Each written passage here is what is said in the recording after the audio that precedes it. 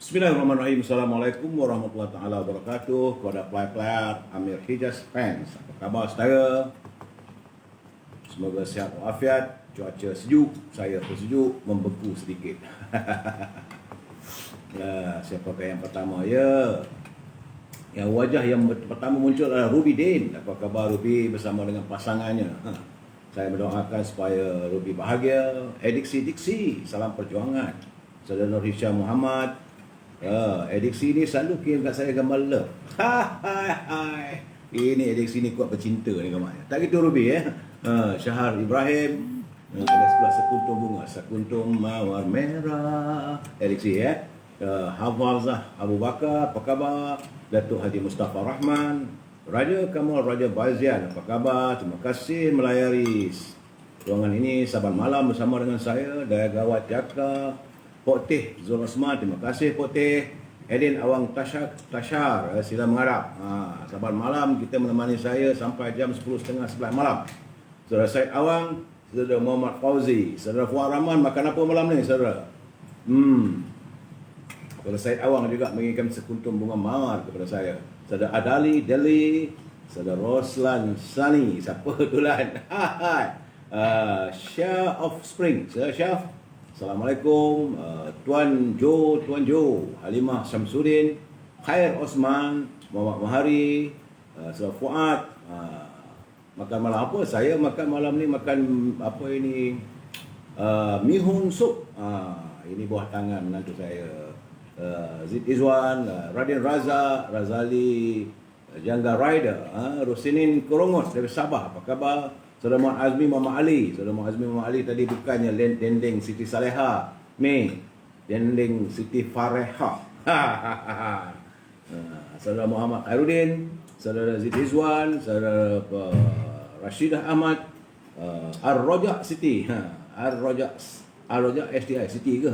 Hussein Hassan dan teman-teman yang lain. Apa khabar? Saudara Ramsyah. Saudara Ramsyah berkirim salam pada semua teman-teman pelayar Amir Hijaz ini ya, yang Maya, Zid Izwan, Haji Wan Ismail, apa khabar Mahmud Abu Bakar, Muhammad Fauzi Buang dan Haji Aswar. Yang lain tu saya akan santuni selepas siaran ini selalunya sampai pukul 2 pagi.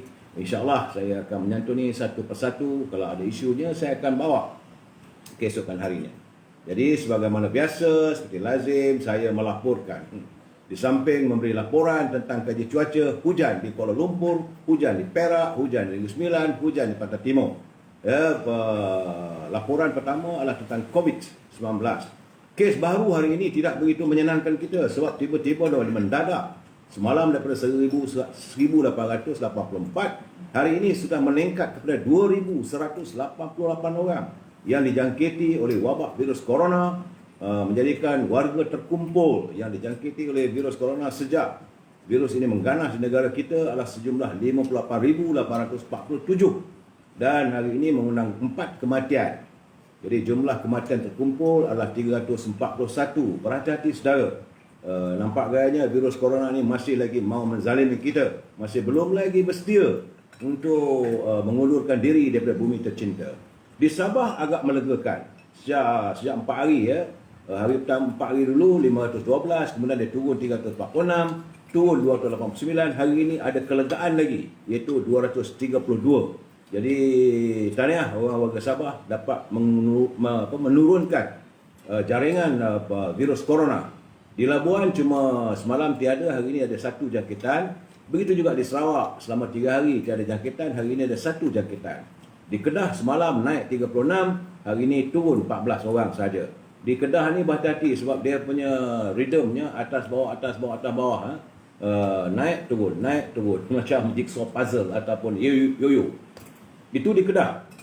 Di Pulau Pinang saja dapat apa ni awak cek semalam 12, hari ini naik balik 15. Kedah pun lebih kurang sama, 25 turun 17, turun 15, turun 12, hari ini naik balik 15. Tapi ni yang tak gemuk benar teman yuk. Memang teman tak gemuk berbenar tengoknya. Tapi nak buat macam mana? Terimalah hakikatnya. Sebab di Perak daripada 55, dia naik kepada 81. Hari ni dah naik 112. Yum, orang Perak. Apa hal ni? Jangan jadi keluarga kita jadi Raban Tebin. teman bukanlah marah, cuma mengingatkan dalam bahasa Perak. Orang Perak begitulah. Kalau mereka menyapa teman-temannya, caranya begitu. Nampaknya kasar, tapi hatinya baik. Hati orang Perak ni mulia-mulia belaka. Tak gitu, Yung? Jadi di Perak, kita minta supaya warga Perak berhati-hati. Sebab kerana bila musim hujan, sebagaimana yang saya katakan, bila hujan melanda, musim tengkujuh, virus corona ini dia mudah merebak. Dari Perak kita datang ke Selangor, ya Allah ya Tuhanku, sebelum tu 603 orang, kemudian dia naik sekali ganda 1203. Hari ini lebih merunsingkan daripada 1203. Hari ini saja 1623 di Selangor. Warga Selangor ini apa hal Datuk Menteri Besar ni, takkan tak boleh fikir apa-apa pun. Datuk Amiruddin, what have you done to the Selangorians? Selangor 1623. Di Kuala Lumpur ada pengurangan. Semalam ada 196, hari ini 90. Dan di Putrajaya semalam 1, hari ini tiada jangkitan di Putrajaya. Tahniah orang Putrajaya. Tapi di Negeri Sembilan, aduh, apa ni? Oh, Allah. Di Negeri Sembilan, daripada 12 dia naik 29, naik 41. Hari ini naik lagi sampai 73. Kau mana ni jaga dia? Wari. Tanya wari Negeri Sembilan ni. Mana jaga macam mana ni? Naik sampai 90. Di Melaka, Saudara Rosilendu, semalam sebelum tu 5, turun 0, hari ini naik balik 2. Berhati-hati ya. Di Johor 33 sebelum tu, turun 9, naik 15, hari ini naik 19. Dan tahniahlah warga Pahang. Warga Pahang masih mampu mengekalkan sifat virus corona untuk hari yang ke-21 berturut-turut. Tiada jangkitan virus corona di negeri Pahang, Darul Makmur. Di Terengganu juga, hari ini hari yang keempat. Hari keempat, sebelum tu ada jangkitan, tapi hari keempat berturut-turut kekalkan rhythm ini. Dan di Terengganu cuma jumlah terkumpulnya 234. Tak payah ke laut, jaga rumah elok-elok. Musim tengkujuh ni duduk rumah ya. Cuma di Kelantan ni semalam 9 orang, hari ini turun 6 orang. Dan di Perlis berbalik kepada kekuatannya untuk sifat virus corona. Perlis hari ini tiada jangkitan ya. Sejak jangkitan ini datang merebak di negara kita, Perlis lah negeri yang paling sedikit, iaitu 43 orang warga terkumpulnya yang dijangkiti oleh virus corona. Pada secara musim hujan ini kita kena berhati-hati. Sebab di dunia juga virus ini begitu ganas. Macam di Amerika sudah 12,261,424 warganya yang dijangkiti oleh virus corona. Itu laporan setakat subuh tadi. Dengan mengundang kematian sejumlah 256,837. Kita harus berdoa. Ingat ya, kita masih belum menang. Saudara Sulaiman, Waalaikumsalam Saudara Sulaiman. Wari, macam mana kau? Naik tu. Syarul Shah, apa khabar Syarul? Saudara Hasan, Sanzwin, teman-teman yang lain. Saya juga menerima banyak kiriman berhubung dengan perbalahan tadi di Parlimen antara wakil-wakil ahli-ahli Parlimen dengan speaker. Sebab wakil-wakil daripada Sabah minta supaya dikeluarkan salah seorang itu Datuk daripada Parti Star, iaitu Datuk Jeffrey Kittingan, dikeluarkan daripada Dewan kerana beliau tidak menjalankan jumlah kuarantin sebanyak 14 hari. Ya, cuma hanya 12 hari ke 8 hari dah dia masuk balik Dewan. Jadi ini menimbulkan ketakutan di kalangan ahli Dewan. Jadi benar kenyataan beberapa orang ahli Dewan tu yang saya dengar. Itu dia kata bahawa kenapa tak ambil tindakan? Sedangkan SOP Kementerian Kesihatan mesti 14 hari. Jadi saya dapat kenyataan ni, apa punya speaker lah. Sama macam Menteri Cak Ayam. Sekejap boleh, sekejap tak boleh. Dan ini perbalahannya akhirnya perbalahan dan perbahasan di Parlimen dapat dilihat di seluruh negara. Sebagaimana saya nyatakan bahawa hari ini berita di hujung jari, orang dapat tengok. Jadi speaker kena tegas. Kalau tak boleh masuk selama 14 hari, tak boleh masuk lah. Kenapa yang daripada jumlah 220 ahli-ahli Parlimen mesti dikuarantinkan setengahnya, hanya 80 orang saja dibenarkan berada dalam Dewan. Tiba-tiba wakil Jeffrey Kittingan dibenarkan masuk. Ini menimbulkan masalah. Sebenarnya saya melihat kadang-kadang parlimen kita pun tak tegas. Speaker tak tegas, jadi mengundang masalah. Jadi persepsi rakyat melihat, kerana parlimen itu adalah dewan tertinggi, dewan yang menggubal undang-undang. Jadi kalau penggubal undang-undang pun tak patuh pada SOP, macam mana? Itulah masalahnya, Saudara Umi Aisyah. Betul-betul Menteri Cak Ayam. Ini masalahnya. Sebab kalau rakyat biasa, bila rakyat biasa, kalau tak ini ikut, tak pakai mask kena bayar 1,000. Kemudian masuk lokap. Ada yang bawa ke mahkamah dan sebagainya. What's so special about member of parliament? Betul lah, dalam parlimen itu adalah imunitinya, tetapi mereka juga adalah tertakluk kepada apa yang diputuskan oleh Majlis Kehormatan Negara. Jadi sepatutnya benda-benda ini sepatutnya dilihat macam tulisan kita. Mana lebih bahaya? Sama ada berada dengan orang yang tak kuarantin atau orang yang negatif daripada COVID. Jadi alasan 80 member parlimen nampak sangatlah, dia kata alasan yang nampak tidak begitu bijak. Jadi mungkin kerana itu datang cadangan daripada parti Harapan dan sebagainya, daripada parti-parti pembangkang misalnya, maka speaker reject. Tak eloklah begitu. Jadi di parlimen speaker harus bersifat sebagai seorang yang bebas, dan beliau tidak yang berkecuali, yang tidak ada memihak pada mana pihak. Sebab macam saya katakan, separation of power, eksekutif tak boleh mencampuri urusan legislatif. Begitu juga legislatif tak boleh mencampuri urusan judiciary. Saya tak mau tulis lebih dulu lah, macam-macam yang dah masuk dalam wall saya ni, duk makin hamun. Tak sampai hati saya nak baca. Jadi ini gambaran ini adalah gambaran daripada rakyat biasa yang melihat kepincangan berlaku. Ya, Saudara Nur Syamsyah, salam Datuk, kalau kena kuarantin nanti tak cukup undi. Ini yang menimbulkan persepsi rakyat. Apakah ini antaranya untuk menyelamatkan keadaan? Sebab pengundian akan berlaku lusa. Besok hari terakhir, besok dan lusa, Menteri akan memberi hujah, dan hujah-hujah itu akan dibawa pada hari terakhir 26 hari bulan. Akan berlaku pengundian. Rakyat menunggu dengan debaran. Sebab itu saya katakan, ini dah masuk bab ni dah. Sebelum lagi saya masuk bab lain ni. Ini bab laporan, terlajak saya. Nanti saya buka ulas lepas nanti. Okey, dan juga laporan sekarang ni, awal pagi tadi di Pasir Putih, Kelantan. Pasir Putih, Kelantan dah banjir dah, bab. Air naik dah di Pasir Putih. Tadi saya sempat bertemu dengan Datuk Ashraf Wajidi yang pernah bertanding sebagai ahli parlimen kawasan Pasir Putih. Saya bertanya beliau pada Datuk tahu ke Pasir Putih dah naik air? Dia kata dia tahu. Awal pagi saya dapat call. Habis apakah sudah ditangani? Dia kata ini wakil-wakil saya sudah pun berada di Pasir Putih untuk memberi bantuan. Jadi orang Pasir Putih, jangan risau. Walaupun Ketua Pemuda berada di sini, Datuk Ashraf Wajidi, kena beliau menghadiri mesyuarat tertinggi tadi. Mesyuarat penting di tingkat 38, tetapi wakil-wakil beliau berada di sekitar kawasan Parlimen Pasir Putih untuk menangani permasalahan. Begitu juga saya menerima tadi laporan terakhir, iaitu lebih kurang dalam 12 tengah hari tadi, Kuala Kerai. Di Kuala Kerai jalan sudah ditutup, iaitu jalan Sungai Durian Cenulang dekat kawasan Bukit Arang. Jadi kedalaman air sudah naik. Pada waktu saya terima lah 0.3, tapi 0.3 meter, tapi air masih naik lagi. Jadi untuk itu jalan ditutup untuk kenderaan ringan. Tak tahu sekarang ni sebab hujan masih berterusan. Sebab kata laporan itu paras air semakin meningkat. Jadi pada warga semua, anda yang melihat, yang duduk di rumah, berhati-hati, tunggu. Kalau ada sebarang arahan daripada pihak berkuasa, pihak-pihak tertentu, segera bertindak. Sebab sekarang ni banjir dia tak menentu. Dia datang, dia naik, begitulah macam politik kita lah. Dia datang macam tsunami, macam ribut dia datang. Kalau air dah masuk ke rumah tu susah lah. Ya, saudara, berhati-hati. Kerana kita jangan lupa semua ini adalah ujian daripada Allah SWT.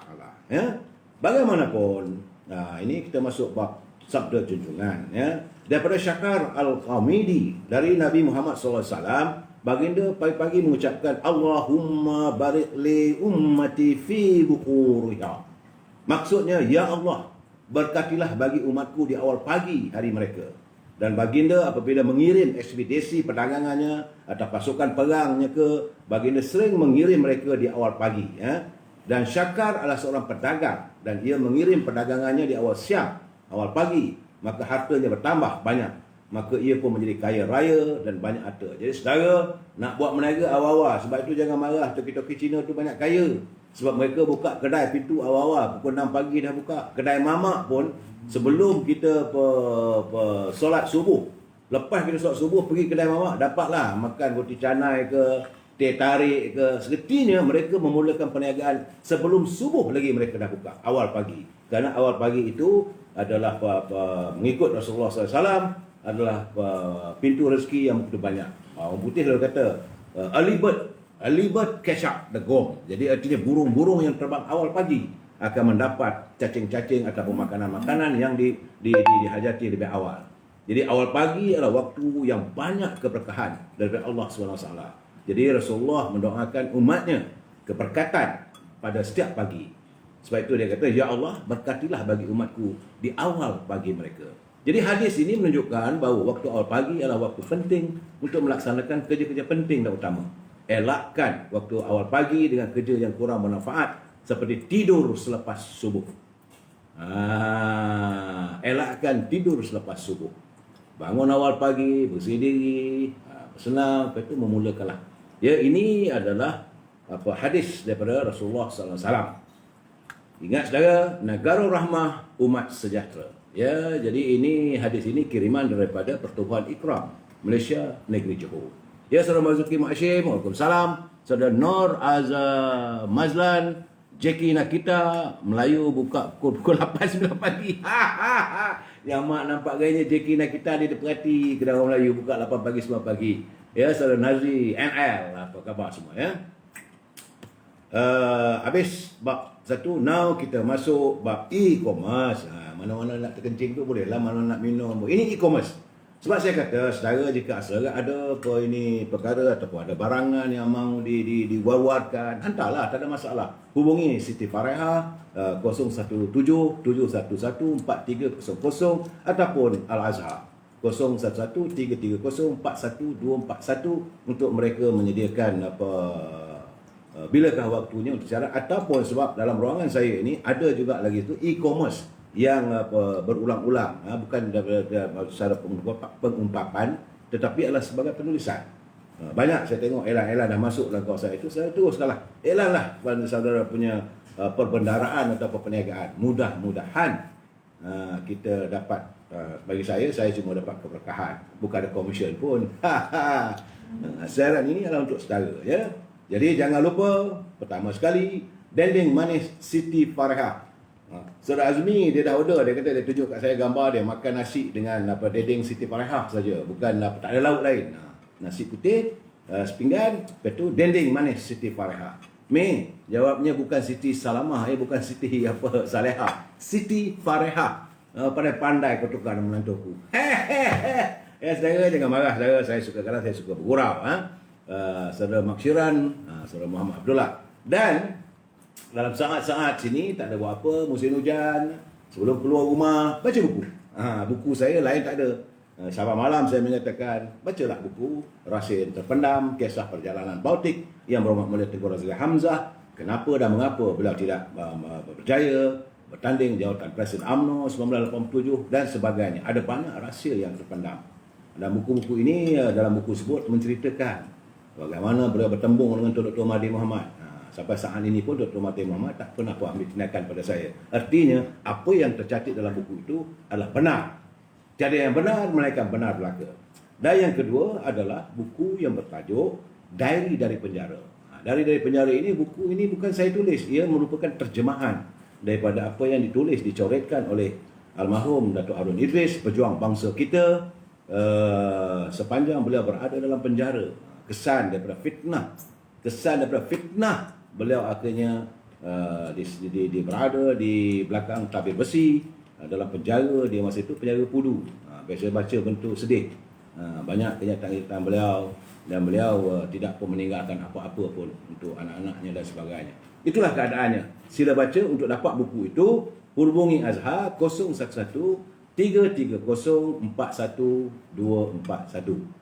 Sambil baca buku, boleh pula bakanlah dia punya krepek-krepek mak dia buat, krepek bawang putih, campuran halia, krepek peria dan tempe serta egg, ataupun boleh juga makan bahulu bedal. Orang Perak panggil bahulu bergelek. Bauru Berda ni dalaman isinya tu ada, saya dapat komen-komen dia kata sedap betul. Anak saya makan 2 ketul. Dia selalunya kuih ni digunakan untuk musim kalau perkahwinan sebagai sebahagian daripada hantaran sebab kuih bauru ni besar. Dan apa juga saudara bolehlah selain daripada dendeng ada juga gendang tok. Gendang tok. Tapi dua-dua perkara ni kalau nak order kena 2 hari ya. Kalau saya tak boleh nyatakan berapa harga buku, hubungi mereka sebab kalau saya nyatakan sebab ini melanggar peraturan daripada Facebook. Ya, saya tak boleh menyatakan wangnya berapa dan sebagainya. Saya dah boleh mengelannya cukup baiklah ya.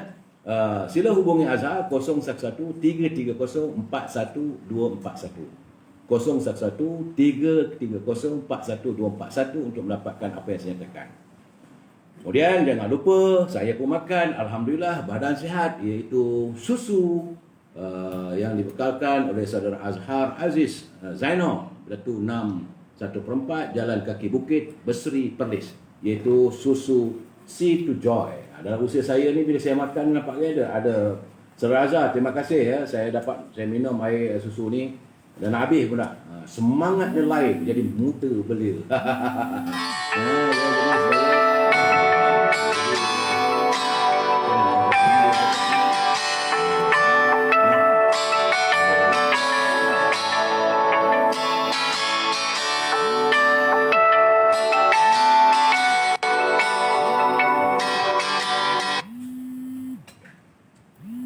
Saya minta maaf saudara, ada call masuk. Jadi saya nak buat macam mana dalam keadaan begini. Saya dah bagi tahu kawan-kawan saya 9.30 jangan hubungi saya sebab saya bersama dengan saudara.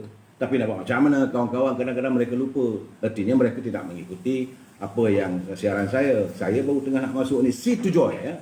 Sea to Joy saudara keluaran syarikat Orga Bio Manufacturers. Jadi saudara boleh berhubung dengan saudara saudara Azhar Azarizan 010-4355-484. Azarizan 010-4355-484. Dan saudara Mus, kalau saudara Mus ini untuk Sabah dan Sarawak, itu 019-835-6690. 019-835-6690. Memang bagi saya lah, dah makan dekat seminggu ni rasanya lain. Cuba tengok muka saya, ada kemerah-merahan. Hai, nampak muda belia. Kata orang lah, saya tak ada begitu. Ya saudara. Dan akhir sekali, tentulah bagi mereka yang duduk rumah nak makan buah-buahan, jangan lupa boleh pesan daripada Kizinis Fruits. Itu pembekal buah-buahan import yang segar, yang paling penting murah dan kualitinya AAA, kualiti terbaik. Boleh layari Instagram ataupun Facebook Kizinis Fruits. Buah-buahnya segar. Ya, sebab dia import direct, dia tak ada melalui pergi pasar borong beli, tidak. Direct daripada negara pembekal. Kalau ia daripada California, direct daripada California. Kalau daripada New Zealand, direct daripada New Zealand. New Zealand tu buah-buah kiwi. Memang manis lah kiwi sanggo ni. Saya pun suka makan. Itu begitu juga dengan strawberry, strawberry apple yang saya kata semalam tak pernah saya jumpa dalam hidup saya pun ada. Boleh berhubung dengan Syauqi 012 357 5703. 012-357-5703. Okey, itu Kizinis Fruits. Jadi habis bab e-commerce. Sebelum saya nak memulakan siaran kita pada malam ini, saya mendapat kiriman pantun daripada Pak Nazir. Pak Nazir ni juara pantun. Banyak buku-buku dia, 10 buku diterbitkan menceritakan tentang pantun. Dia kini kita, awek muda tu patut berseri malam ni. Kita dengar pantun Pak Nazir. Apa kata pantun Pak Nazir? Dia kata, dalam tampin kuih keria, buah sepetir dalam baldi. Ramai pemimpin berhati mulia, cuma segelintir buruk budi. Beli panggan kedai Pak Wahi, kuih bahulu juga dibelinya. Pemimpin jangan cepat dimusuhi, periksa dahulu apa kurang.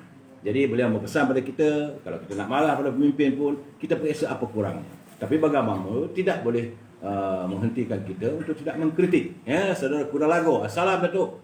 Semoga Datuk sihat dirahmati Allah. Terima kasih ini kita dan teman-teman yang lain. Okey ya. Baik. Saudara Khairul, dia kata Datuk minta ulas tentang ke mana arah tuju, hala tuju UMNO Muafakat Nasional. Jadi saya jadikan ini sebagai tajuk perbincangan kita malam ini, iaitu PRU 15. Dah dekat dah. Dah dekat dah. Jadi PRU 15, ke mana UMNO dan Muafakat Nasional. Sebab sekarang ni sudah tiba masanya kepimpinan kena berubah. Kata ini tulisan daripada saudara Khairul, saya baca sikit. Petikannya, dia kata sudah tiba masanya kepimpinan kena berubah sejajar dengan peredaran waktu. Sebab itu Presiden UMNO pun berkata berkali-kali, pemimpin bukanlah artinya tahu semua. Dia kena dengar denyut nadi Ali akar umbi.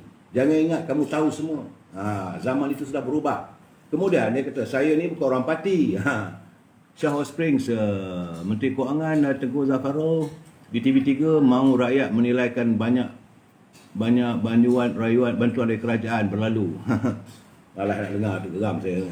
Itulah dia kata, saya ini bukan orang parti, tapi saya amat sayangkan Muafakat Nasional. Satu payung yang amat kukuh untuk Melayu Islam bernaung di bawahnya. Kemudian dia kata, janganlah kita berpecah belah lagi. Kalau dilihat semula keadilan mempunyai DNA UMNO, warisan juga mempunyai DNA UMNO. Pakat-pakatlah kita, tegurlah pemimpin yang buat silap. Harapan saya moga kita Melayu Islam bersatu padu.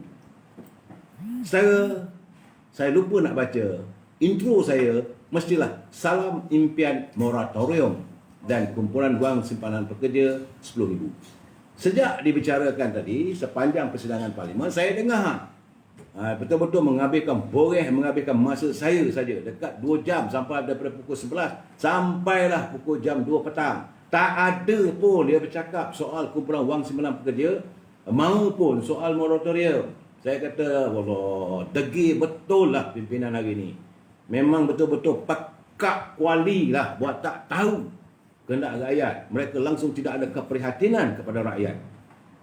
Jadi sebab itu saya rasa malas nak ulah dah. Saya yakin rakyat juga begitu. Sebab mungkinlah pimpinan dia kata, mungkin dia dengar, dia kata mungkinlah nak menggulung nanti Menteri Kewangan Tengku Zafrul, mungkin dia kata dia ada sesuatu, kita tak tahu. Tapi kenapa nak tunggu sampai last day? Saya dah cakap dah berminggu dah, rakyat tengah terhimpit. Rakyat nak pastikan dapur dia berasap. Nak pastikan atas meja besok ada makanan. Pagi besok anak akan bangun, apa kuih, apa kopi, apa susu. Masuk tengah hari, apa makan, apa lauk. Takkanlah sepanjang malam, sepanjang hari. Saya tengok di kedai-kedai supermarket, saya sempat jengah tadi tu, kaunter telur dah habis. Gertinya takkanlah rakyat cuma mampu makan telur. Pagi makan nasi dengan telur, tengah hari makan nasi dengan telur, malam makan nasi dengan telur, besok nasi telur, nasi telur, nasi telur. Jawabnya kentut sepanjang hari lah. Itu keadaannya. Kan? Ikan tak ada, nak beli daging tak boleh, nak beli ayam tak boleh. Jadi saya rasa sepatutnya apa cerita Datuk MP Keningau boleh masuk dewan. Tadi itu saya nak yang saya ulas tadi. Saya kata tak sepatutnya begitu. Tak sepatutnya. Beliau dah tahu kuarantin, janganlah masuk. Tapi nak juga register untuk membuatkan persepsi kita bahawa nakkan memastikan waktu hari pengundian pada Khamis dia boleh masuk. Sepatutnya pada hari itu tak boleh masuk. 14 hari kuarantin. Ini keadaannya. Apa ni, Samsul Syam. Waalaikumsalam Datuk. Itulah Datuk, tak ada seorang pun cakap tengok berita TV3. Saya dah fed up. Rakyat dah malas dah. Sebab itu TV3 sekarang ni kurang iklannya. Sebab rakyat dah malas nak baca, tak ada benda. Nak tunggu. Abah kau dah 5-6 kali muncul kat kaca TV pun tak ada juga apa benda. Rakyat menuntut. Bukanlah rakyat menuntut dengan kehidupan yang bukan-bukan. Yang rakyat hendak satu saja. Tolonglah bagi tahu pada EPF ataupun kumpulan usaha pekerja. Benarkanlah mereka mengeluarkan sebahagian, bukan semua. Bukan 100% duit daripada kumpulan wang simpanan pekerja nak dikeluarkan. Kalau itu dikeluarkan, tentulah 954 bilion. Ini tidak. Jumlah semuanya, kalau semua pencarum mengeluarkan, baru 4.45 bilion saja. Duit EPF banyak. Jadi kadang-kadang saya malas nak mengulas. Bila saya mengulas benda ni, saya naik marah, saya naik angin. Saya tak boleh tahan. Tu kadang-kadang masuk lagi call. Apa nak buat? Dia orang ni tak habis-habis. Sabarlah. Aduhai. Jadi sekarang ni, bila kita balik pada soal penyatuan, bab perpecahan bangsa ni, sebab itu saya kata Tan Sri Anwar Musa tak usah bercakap lah. Jangan wujudkan itu sebagai retorika politik lah. Sebab bangsa ni daripada zaman Nabi Adam lagi. Buatlah kajian. Jangan main cakap je mesti disatukan UMNO, semua sekali warga Melayu dalam negara ini mesti disatukan. Alah brother, itu orang putih kata wishful thinking.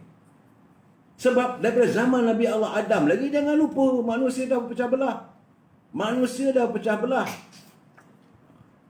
Kerana waktu itu peristiwa pembunuhan Habil dengan Qabil. Berebutkan nama, saya pun lupa dah, Al-Syah apa ke. Kerana berebutkan nak kahwin dengan isteri cantik. Daripada anak Adam yang pertama. Dah bergaduh. Bagaimana perpecahan antara orang Arab sama Arab. Akhirnya wujud negara Israel. Begitu juga perpecahan puak-puak di Iran. Jangan lupa. Benda ni berlaku sesama mereka. Iran sama Iranian. Orang Persia, orang Parsi. Bergaduh berperang. Akhirnya tumbang. Ini Shah of Iran. Tersingkirnya Raja Maharaja Shah of Iran daripada istana. Dia balik daripada Perancis. Ayatollah Khomeini menubuhkan kerajaan baru, kerajaan Islam sampailah hari ini. Itu kerajaan Iran yang mulanya diasaskan oleh Ayatollah Khomeini. Begitu juga dengan perpecahan antara Sultan Muhammad. Dua orang anak dia berebut nak jadi pemerintah di Empire Andalusia, di Istana Almira, di Cordova. Akhirnya berpecah. Bila perpecahan itu berlaku, datanglah Isabella yang anak muda duk menjerit ketak malam tu. Isabella adalah. Itulah Isabella, itukah yang dipuja-puja yang menghancurkan keseluruhan empire Islam di Andalusia bersama dengan suaminya Ferdinand. Tidak lain tidak bukan kena pecah sama sendiri. Begitu juga yang kita tengok, kan kita lihat, iaitu epic cerita India. Asoka bergaduh adik-beradik. Akhirnya Asoka memilih untuk tidak berada di istana, dia jadi Sami. Ini berlaku di negara kita pula. Jangan lupa perang saudara di Kedah, perang saudara di Selangor. Malahan yang paling dekat sekali iaitu di Negeri Sembilan, 4 undang luar. Berbalah sama-sama mereka. Undang Sungai Ujung, undang Ujung Pasir dan sebagainya. Tak boleh didamaikan. Akhirnya terpaksa dikirim menghadap Sultan di Pagaruyung. Tuanku tolonglah damaikan rakyat Pagaruyung ni, tak ada kesalahan, nak berperang aja. Tuanku kirimkanlah sebagai Yang Tuan Besar. Maka sehingga hari inilah Yang Tuan Besar itu datangnya daripada Pagaruyung punya kendak dan ditentukan oleh 4 undang ini. Ini keadaannya. Jadi lain tak ada sebenarnya. Manusia ini nalurinya lain tak ada, sebagaimana kata Profesor Datuk Syed Hussein Al-Altas, Pak Habib. Dia kata manusia ini 3 ta. Takhta, harta dan wanita. Selagi naluri itu ada, selagi itulah manusia akan berperang. Berperang kerana takhta, nakkan jawatan, nak jadi Perdana Menteri, nak jadi menteri, nak memerintah dan sebagainya, nakkan takhta. Yang kedua, dah ada takhta pula tu, mengumpul harta. Nak cari harta sebanyak mungkin untuk kroni, untuk anak-anak dan sebagainya. Dah ada pula tu, pasang seorang lagi wanita. Jadi naluri ini, jadi tak usahlah Tan Sri Anwar Musa melakukan retorika. Mesti didamaikan semua Melayu.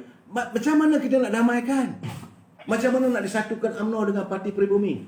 Sesuatu yang impossible. Sebab dendam masih ada, luka masih berdarah. Malahan setiap kali bila pimpinan-pimpinan daripada Bersatu membuka mulut, lain tak ada. Bagai memerah air limau di luka dada-dada warga UMNO. Bila mereka sebab itu saya marah bila Tan Sri Anwar Musa kata UMNO ni parti kalah dan sebagainya. Sebab mereka orang yang kecil, mereka tak ramai. Tetapi kononnya nak memerintah kita. Mana bolehnya begitu? Sebab hasadnya, dengkinya pada parti UMNO. Matlamatnya sebagai saya kata dari awal, wujudnya Parti Pribumi Bersatu ini tidak lain dan tidak bukan adalah untuk membunuh UMNO, untuk mengkafankan UMNO. untuk menawan 39 tingkat rumah UMNO di Jalan Tun Ismail. Lain tak ada. Jadi macam mana damaikan antara Parti Pribumi Bersatu dengan UMNO? Begitu juga, boleh tak kita damaikan antara pimpinan PAS dengan parti Amanah? Boleh kita duduk semeja antara Mat Sabu dengan Tuan Guru Haji Hadi. Boleh kita letakkan semeja antara Salahuddin Ayub dengan Tuan Ibrahim Tuan Mat. Boleh dudukkan semeja antara Dr. Hatta Ramli dengan Atakiri. Boleh? Mesti tak boleh. Inilah kacau lah. Orang ni tak berhenti-berhenti menelpon. Dah pukul 10. Sabarlah. Saya marah sebab banyak sangat pun masuk. Jadi begitu juga antara Barisan Nasional dengan Keadilan. Boleh damaikan. Salah satu yang sukar. PAS, Amanah dengan Putra. Macam mana? Jadi dalam keadaan begini, saya kata berhentilah kita untuk bercakap, untuk kita mendamaikan semua parti. Jiwa konon nak berjiwa besar, nak tunjuk Tan Sri Amno Musa ni hebat, boleh mampu untuk menggabungkan semua. Tak ada. Sebab itu, saya yakinlah Presiden UMNO pun dia tak mau cakap banyak, dia diam. Sebab dia tahu, kalau dia bersuara nak panggil parti Amanah Bersama, dia akan mengguriskan hati Tuan Guru Haji Hadi. Sebab itu Tuan Guru Haji Hadi pun tidak bercakap hubungan kita dengan Parti Pribumi Bersatu. Itu keadaannya. Jadi dalam keadaan begini, apa yang dikatakan oleh Naib Presiden UMNO, Datuk Khalid Nordin, ada kebenarannya. Datuk Khalid Nordin dia kata dia yakin PAS tidak akan memaksa UMNO untuk menerima Bersatu sebagai rakan. PAS kita yakin menghormati prinsip UMNO jika enggan menjalinkan hubungan dengan Bersatu. Ini kenyataan daripada Naib Presiden UMNO, Datuk Khalid Nordin. Dia kata UMNO dan PAS punya semangat setia kawan. Kerjasama itu membuahkan kebaikan pada politik Melayu Islam Malaysia. Cukuplah dua parti ni. Nak undang yang bukan-bukan lagi, buat apa? Macam saya kata kadang-kadang bila kita nak memikirkan soal benda yang penting, dia panggil apik lempang masuk bersama. Jadi kelang kabut lah jadinya. Saudara Ba'ali Atas, Datuk, awal PAN dan Bersatu tak sama. Itu keadaannya. Saudara Ba'awi, saya menyantuni pandangan saudara bahawa awal PAN dan Bersatu tak sama. Memang tak sama. Sebab PAN ditubuhkan kesan daripada kekalahan kumpulan puak-puak Erdogan yang kalah di muktamar PAS di Kuala Selangor. Kurang daripada itu, Mat Sabu dan kumpulannya menubuhkan parti Amanah Negara, PAN. Dan begitu juga dalam UMNO, Tan Sri Muhyiddin, Dr. Mahathir, termasuklah orang. Tapi luka yang dialami oleh warga PAS terhadap PAN ni kurang. Sebab mereka bertanding dalam pilihan raya. Mereka menang atas sokongan daripada DAP, sokongan daripada warga bukan Melayu, sokongan daripada daripada Keadilan. Mereka membuat satu pakatan nak menumbangkan UMNO dengan PAS. Jadi itu Pak Alwi, saya nak jelaskan sedikit. Jadi sebab itu PAS tentulah tak boleh menerima PAN. Kerana mereka dilihat sebagai kumpulan Erdogan yang nak menghancurkan kepimpinan setelah mereka kalah bertanding, dia tubuh parti. Dan UMNO pula ni yang lebih pedihnya, ini tidak berlaku pada PAS. Yang lebih pedih lagi pada UMNO, selepas pilihan raya, kita tidak mampu untuk menubuhkan kerajaan, bukan kita kalah. Di kalangan parti-parti yang bertanding semua tu, UMNO waktu itu mendapat 54 kursi, mengatasi semua. Parti Keadilan yang dinaungi oleh Pakatan Harapan cuma dapat 51 kursi. Tapi UMNO 54 daripada 79 kursi Barisan Nasional. Yang memedihkan hati warga UMNO bila 17 ahlinya melompat masuk ke sana. Mereka melompat terdiri daripada Hamzah, terdiri daripada Fakiyah, terdiri daripada Fasiah, terdiri daripada ini bekas Ketua Puteri UMNO. Melompat. Tentulah lebih pedih. Sebab itu saya yakin Tuan Guru Haji Hadi, dia faham. Dia faham perasaan orang UMNO. Cuma masalah sekarang ni, puak-puak. Ini yang saya katakan, puak-puak kononnya yang nak memperbaiki labu. Kan? Nak memperbaiki labu. Kononnya hebat sangat. Nak disatukan semua. Kononnya nak tunjuk berjiwa besar sangatlah. Impossible. Dalam parti pun berbalah. Jadi macam Tan Sri Amno Musa, dia nak kumpulkan balik semua ni, masuklah dalam sebuah jemaah kononnya. Tak mampu. Mampukah beliau untuk mendamaikan para pengikut Datuk Mat Hassan? Beliau bertanding di Timbalan Presiden. Mesti ada kecurigaan di kalangan pengikut-pengikut Datuk Mat Hassan. Begitu juga kumpulan Khairi Jamaluddin. Begitu juga dengan Isyamuddin. Dalam parti itu sendiri macam mana nak gabungkan semua? Sesuatu yang impossible. Jadi yang terbaiknya lain tak ada. Apa yang disusun oleh Presiden UMNO dan tak maaf. Minum susu dulu. Apa yang disusun oleh Presiden UMNO, Datuk Seri Hamidi, bersama dengan Tuan Guru Haji Hadi is the best solution. Iaitu mengukuhkan perpaduan permuafakatan ummah antara UMNO dengan PAS. Bila dua ini bercantum, ini yang saya sebutkan sahabat malam, saya katakan merupakan mimpi ngeri. Ketakutan yang amat sangat di kalangan pimpinan dalam Parti Pribumi. Ketakutan yang amat sangat dalam Parti Keadilan. Ketakutan yang amat sangat daripada DAP.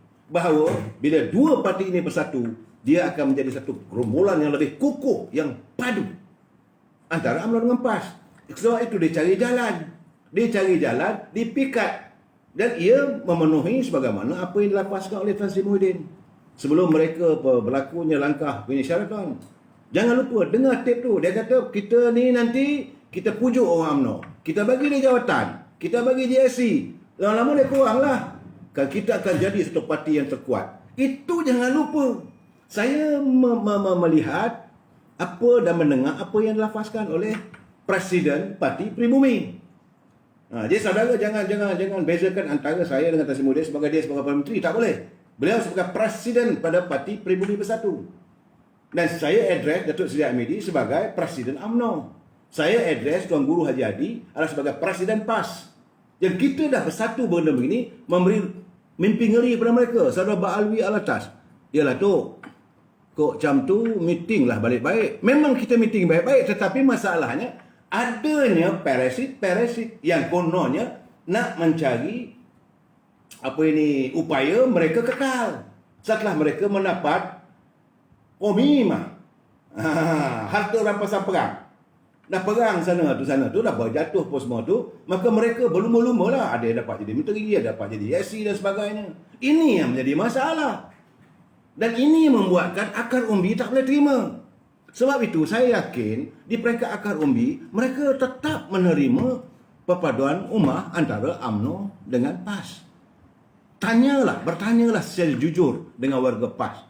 Siang tadi saya menghadiri mesyuarat dengan veteran UMNO Malaysia, UMNO wilayah persekutuan, dan kita menzahirkan bahawa dalam pertemuan itu pimpinan Sabiqun ini adalah veteran PAS. Mereka juga menzahirkan kekecewaan yang amat sangat melihat perkembangan apabila Parti Pribumi menyertai Muafakat Nasional. Jadi mereka kata dah elok, dah baik dah dua ni. Dah elok baik dua ni. Kenapa diundang orang ketiga? Bagi PAS kok kepimpinan buat keputusan ahli terima. Tak, ini bukan soal begitu saudara baik. Kita tak boleh menerima bulat-bulat. Setiap keputusan perlu diperhalusi. Ya, kadang-kadang bukan keputusan itu kumpulan daripada Presiden. Sebab saya tahu macam PAS dia ada dewan ulama'nya, dia ada kesusunan apa semua. Dan sehingga saat ini berhubung dengan Muafakat Nasional ini, kita tak tahu. Sebab PAS belum mengeluarkan kenyataan yang jelas, melainkan kenyataan daripada Dato' Taqiyuddin sebagai Sisat Agung. Dan UMNO pula tu tak ada kerja lain daripada Sisat Agung UMNO, bekas Sisat Agung UMNO, Sisat Barisan Nasional, Anwar Musa. Dan kenyataan-kenyataan mereka begitu mengelirukan. Tidak tuntas, tidak padat, tidak padu. Rakyat di bawah jelas. Kami tak ada Parti Pribumi. Sepatutnya hormatilah, santunilah perasaan kami di bawah.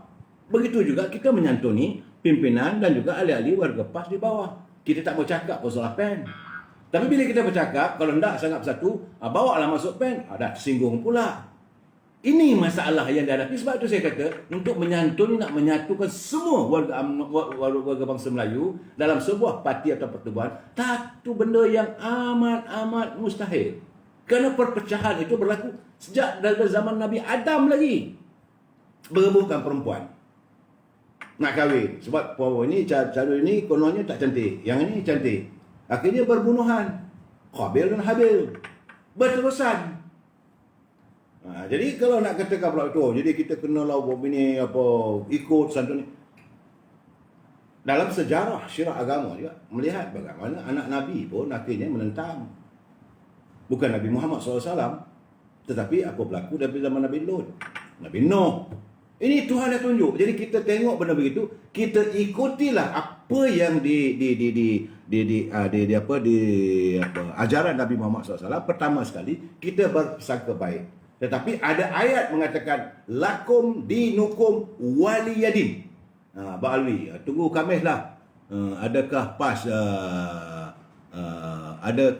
adalah plan B tu. Kita tunggu. Cuma saudara Ba'alwi, yang saya persoalkan, kenapa nak tunggu sampai Khamis? Perut rakyat bertambah kempis, rakyat semakin lapar. Kita dah bercakap benda ni dah 3 minggu. Sejak datangnya gelombang kedua ini COVID-19 ni, saya saban malam menyatakan bahawa kerajaan perlu memikirkan bagaimana nak bantu rakyat. Masa itu saya tak ada fikir pun soal Kepulauan Sekolah Pekerja. Saya kata keluarkanlah duit daripada khazanah. Zaman sekarang ni tiba-tiba sekarang menerpa masalah darurat.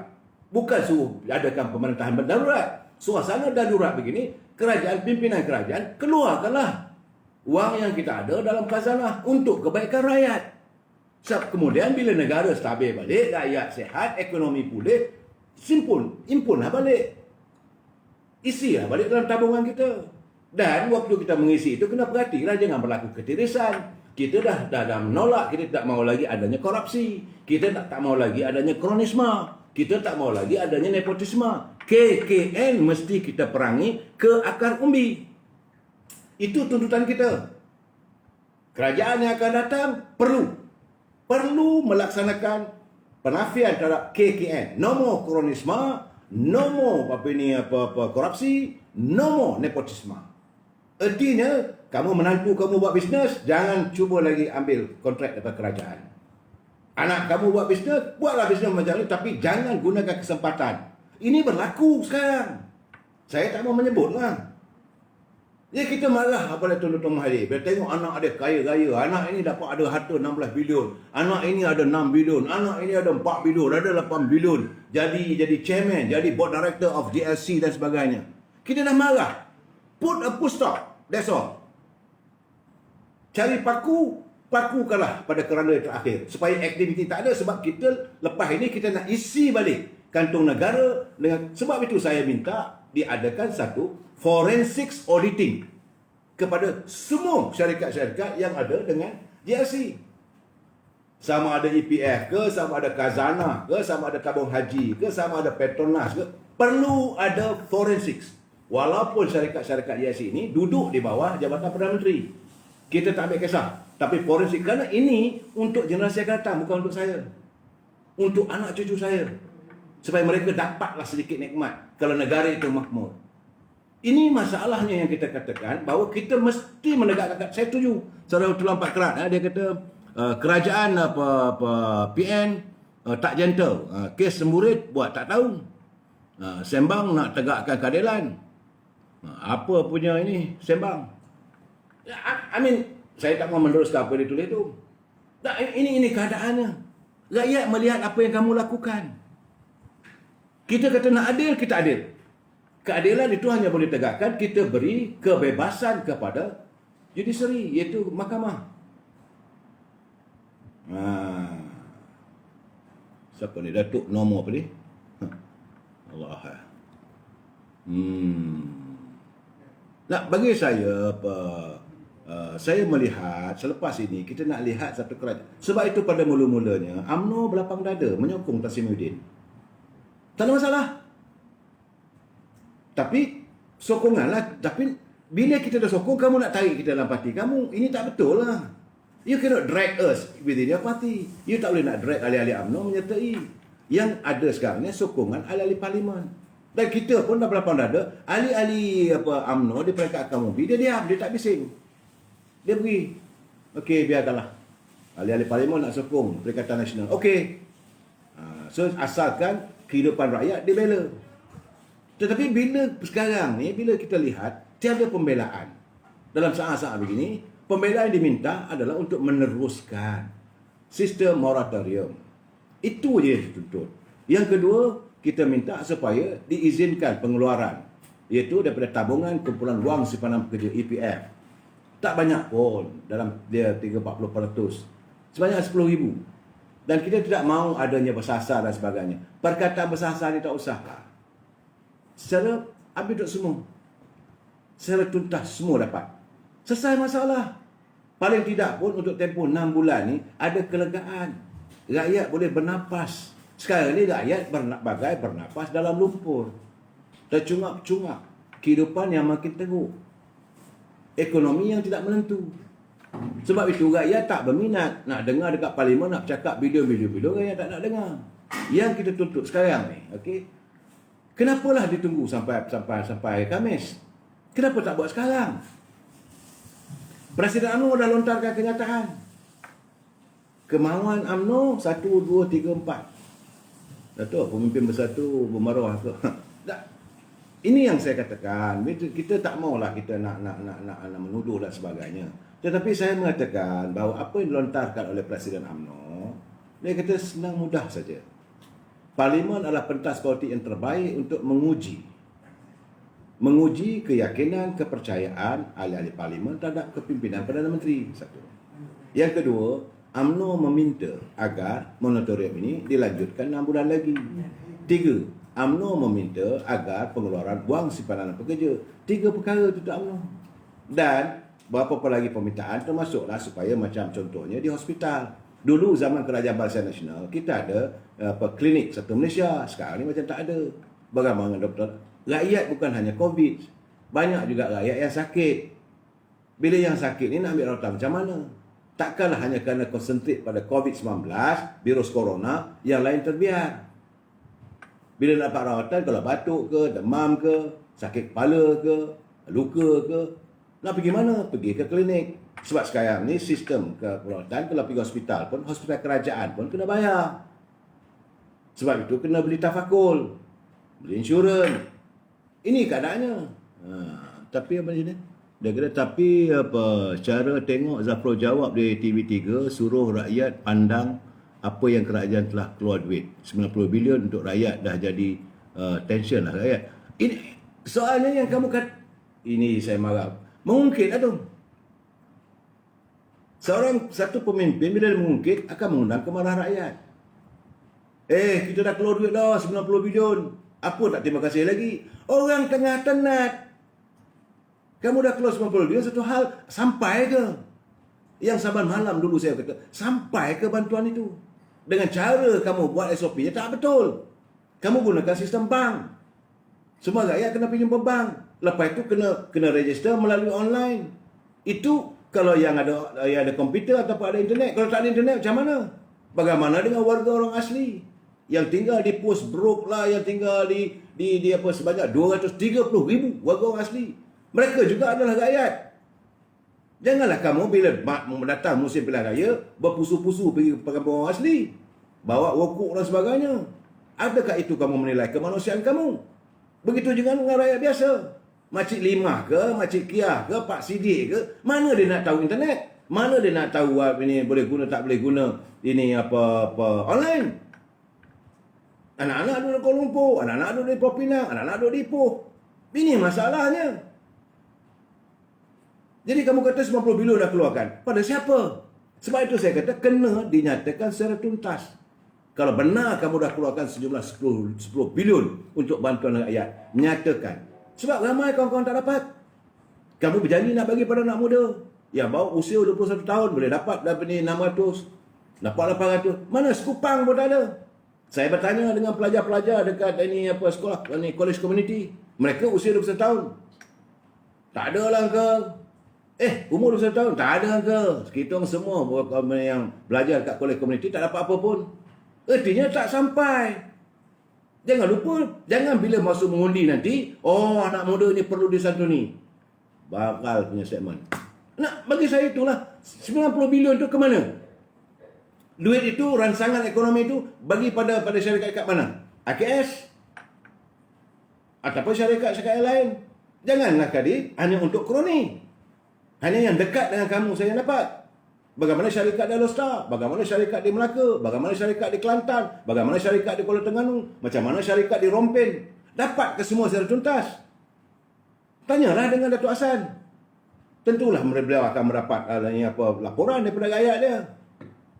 Dalam live ni Bifut cakap rakyat terjejas dapat moratorium. Saya dah 3 bulan mohon tak dapat. Tu Siti Fatimah. Saya menyantuni saban malam. Wall saya ni penuh tiap-tiap hari. Ada yang marah pada saya lah. Saya tahulah RBA kau semua maki hamun. Tak apalah bagi saya. Bagi saya dah bercakap berkali-kali. Saya kata dalam ruangan saya ini we must agree to disagree. Prinsip saya. Saudara mesti bersetuju untuk tidak bersetuju. Saya juga begitu. Saya boleh menegur saudara, tak semestinya saudara percaya 100%. Saudara juga boleh menegur saya, tak semestinya saya percaya 100%. Inilah satu amalan demokrasi. Bukan kita nak maki hamun, tidak. Saya berusaha untuk tidak mengeluarkan kata-kata yang mencarut dan sebagainya. Sebab itu saya beri nasihat pada pelai-pelai saya. Kalau gaduh sama-sama sendiri, jangan jadikan medan saya ini medan untuk mencarut. Itu arwah mak saya tak suka benda begitu.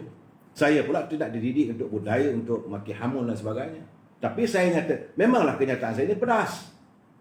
Pedih lah. Bagi mereka yang siapa makan cili, dia terasa pedas lah. Saya mengkritik pimpinan. Kalau pimpinan tak buat, okey lah. Apa je masalahnya? Kalau saya kata, Tengku Zafrul, adakah tuntas? Kalau tak tuntas, jangan terasa hati. Pengikut-pengikut Tengku Zafrul tak boleh nak marah kat saya. Sebab saya menyuarakan pandangan rakyat. Apa yang saya lontarkan bila saya sonsong kenyataan Tan Sri Anwar Musa, janganlah nak marah saya. Sebab kenyataan beliau itu menyakiti hati rakyat, menyakiti hati warga UMNO. Apa yang saya katakan, pimpinan PAS kena belapang dada. Macam mana warga UMNO, pimpinan UMNO belapang dada. Janganlah sakit hati. Sebab saya menyuarakan, ada juga pandangan-pandangan ahli PAS, walaupun kewalakan mereka begitu tinggi pada pimpinan tertinggi, tapi mereka juga menyuarakan rasa mereka, kegusaran mereka untuk melihat apakah PRU 15 nanti benar-benar terjalin muafakat nasional antara UMNO dengan PAS. Mereka juga tak boleh terima. Macam mana warga PAS nak memikul di Gombak tu, nak memikul Azmin Ali. Satu benda impossible. 2 malam lepas saya mengadakan live di Gombak bersama dengan ketua bahagian Gombak. Dia menyatakan bahawa pimpinan PAS menolak. Tapi apakah kerana muafakat nasional nak ditolakkan juga ini Azmin bertanding di Gombak? Paksa kita telan. Ini realiti yang berlaku di peringkat akar umbi. Sebab itu saya kata, kita peringkat akar umbi, kita kukuhkan perpaduan kita. Apa yang berlaku di atas tu, biarlah mereka mencanai mimpi-mimpi indah mereka. Kita melakukan gerakan rakyat, suara rakyat, kuasa keramat. Pemimpin adil, pemimpin itu yang kita sembah. Kalau pemimpin tidak adil, pemimpin itu kita sanggah. Itu prinsip kita dalam dunia demokrasi. Kita tidak mahu lagi. Cukuplah kita memperoleh pemimpin yang mengamalkan KKN. Korupsi, kronisme dan nepotisme. Rakyat biasa tengok saja. Keluarga pemimpin dapat macam-macam projek. Enough is enough. Sebab negara ni makmur. Negara kita ni anugerah ilahi, anugerah Allah SWT, cukup makmur. Kita ada penghasilan yang kepelbagaian. Nakkan minyak, ada minyak. Yang tak pernah kita terfikirkan pun. Akhirnya kita ada Petronas. Daripada syarikat yang tubuhkan oleh Muhammad Tengku Razali, modalnya 5 juta saja. Hari ini Petronas nilainya 7.5 triliun. Bukan bilion, 7.5 triliun. Yang kalau dikumpulkan hasil Petronas tu, boleh bagi rakyat satu orang 1,500 sebulan. Macam mana berlaku di Norway. Tapi kerana wang itu, setengahnya mungkin disapu tengah jalan. Berlaku ketirisan. Kita tak tahu. Sebab itu kita minta supaya ada forensic auditing. Tak maaf. Ini musim hujan ni ada semua sikit. Begitu juga dengan khazanah negara. Kita banyak syarikat. Bawa PNB dan sebagainya. Kita ada ladang-ladang begitu luas. Ladang kita saujana mata memandang di bawah Samdebi. Itu milik khazanah negara. Lantiklah orang betul-betul ikhlas dan jujur. Bukan memikirkan poketnya. Bukan memikirkan nak beri kontrak pada kroninya. Itu di bawah Samdebi. Samdebi nak buat perumahan dan sebagainya. Carry on, kita tak ada masalah. Layak terima dengan hati terbuka. Begitu juga dengan Felda. Jangan lupa keringat warga Felda. Jangan diperah keringat mereka. Akhirnya mereka terjebak dengan hutang berkurun. Bapak dulu hutang, atuk dulu hutang, tak selesai lagi. Penghasilan dapat. Negara dapat penghasilan daripada cukai, minyak-minyak yang kita jual melalui penghasilan daripada minyak sawit. Berbilion-bilion. Tapi kenapa warga Perak masih lagi, generasi pertama, generasi kedua masih lagi berhutang? Kenapa tidak diusahakan penghasilan dapat dia dibuka lagi ladang lebih luas? Disantuni juga ladang-ladang tanah-tanah kita masih banyak lagi. Bumi Sabah, bumi Sarawak. Laksanakanlah. Tanah kita di Semenanjung pun masih banyak lagi tanah terbiar. Kenapa tidak diusahakan? Tanah kelapa sawit. Begitu juga dengan getah. Dan dalam keadaan begitu, kita pemimpin menyantuni, melakukan marketing. Menteri Luar Perdagangan Luar Negara, pergilah bincang dengan peringkat antarabangsa. Minyak kelapa sawit nak jual macam mana? Sebagaimana dilakukan oleh Muhammad Tengku Razali. Saudara kata saya memuji pula, bukan kerana itu. Tapi sewaktu kita mau memulakan perusahaan menanam pokok kelapa sawit, bila pergi ke China, waktu itu negara komunis. Memang komunis. Tengku Razali berani hati pergi berjumpa, membawa rombongan Dewan Perniagaan Melayu Semenanjung. Pergi berjumpa dengan Chok En Lai. Dia tanya, kau nak buat apa? Aku nak jual minyak. Minyak apa? Minyak kelapa sawit. What is your production? Artinya minyak belum keluar lagi, kita dah mula menjalankan perniagaan kita. That is how pemimpin yang ada masa depan, yang ada pemikiran mendahului suasana sekarang. Sepatutnya Menteri Perdagangan jangan fikir nak keluarkan APK tu.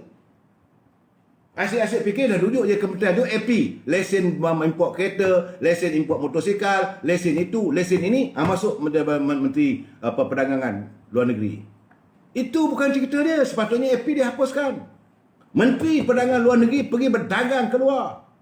Apa masalah kita dengan India? Masalah minyak kelapa sawit tak boleh jual ke India. What is the problem? Mungkin ada kelancangan pemimpin terdahulu. Okay, now new regime. Now is a new government. Why not kita mengadakan satu pakatan semula untuk kita boleh memasarkan minyak? Seronoklah warga Felda. Pergilah ke Rusia. Saya dulu satu ketika saya pergi ke Rusia. Saya selalu juga pergi ke Moskow. Saya adalah counterpart saya apa semua tu pergi ke Gagarin Center. Antara buah tangan yang mereka minta daripada saya adalah minyak kelapa sawit.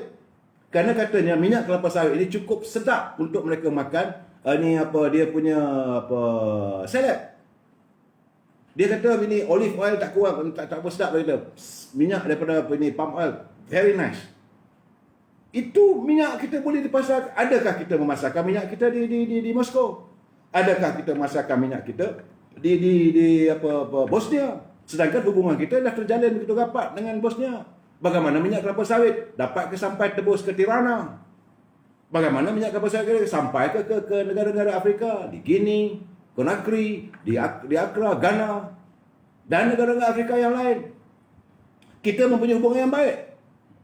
Jangan fikir soal Amerika saja. Jangan fikir soal London saja. Kita dengan Jerman macam mana? Kita dengan Itali macam mana? Kita dengan Itu tugas Menteri Perdagangan Luar Negeri. Dan Menteri Perdagangan Dalam Negeri pula kena memikirkan macam mana agar penguasaan kapitalis tidak berterusan. AP import permis, gula, tepung, beras, jangan bagi 3-4 orang saja. Sebab mereka 3-4 orang ini, mereka lah yang mengawal harga. Dalam keadaan sekarang ini dinaikkan harga, rakyat juga terperangkap. Ini masalahnya. Sebab itu new regime, new government sepatutnya memikir begitu. Bila kita bercakap, orang marah kat saya. Saya bercakap benda ni fakta untuk rakyat. Tidak lain dan tidak bukan untuk kesejahteraan rakyat. Apabila kita punya penghasilan dapat dijual, komuniti kita bagus. Okey? Jangan suruh tak kiri. Tak kiri okeylah, Menteri Komuniti dia sepatutnya memikirkan bagaimana untuk mewujudkan huluan, bukan hiliran. Huluan. Getah macam mana kita nak buat? Kita nak buat top glove ke? Kita nak buat sarung ke? Supaya getah kita yang kita hasilkan ini dapat diindustrikan. Bawalah industri pengusaha industri buat tayar ke, buat apa berasaskan pada getah. Kalau daripada ladang sawit ni, apa punya huluan, bukan hiliran, huluan supaya kita dapat daripada minyak kelapa sawit boleh buat sabun, boleh buat susu, boleh buat itu ini dan sebagainya. Itu yang kita nak. Rakyat dahagakan pemimpin yang memikirkan soal rakyat, bukan memikirkan terborok kamu. Ini yang saya marah. Menteri Perdagangan Luar Negeri, apa dia buat? Menteri Perdagangan Dalam Negeri, apa dia buat? Mengumumkan makanan cukup. Cukup benarnya. Kawalan makanan tidak ada. Dan kawalan itu mesti dilakukan agar setiap makanan ini makanan yang khasiat. Menteri Perdagangan Dalam Negeri berbincanglah dengan Jabatan Agama Islam Jawi. Bagaimana dengan kawalan terhadap ini logo-logo halal supaya bukan Islam tidak menggunakan logo halal ini untuk perniagaan mereka. Akhirnya apa berlaku? Saya malah nak ulas apa berlaku. Restoran yang menggunakan logo halal ada jual daging babi. Siapa yang berdosa? Rakyat mana tahu. Ini masalahnya kita yang kita melihat bahawa kepimpinan harus mendasari masalah rakyat secara tuntas. Jadi besok saya nak dengar apa berlaku di Parlimen. Sama-sama kita tunggu 2 hari lagi. Wabillahi taufiq wal hidayah. Assalamualaikum warahmatullahi wabarakatuh. Kita jumpa lagi malam esok. Selamat malam.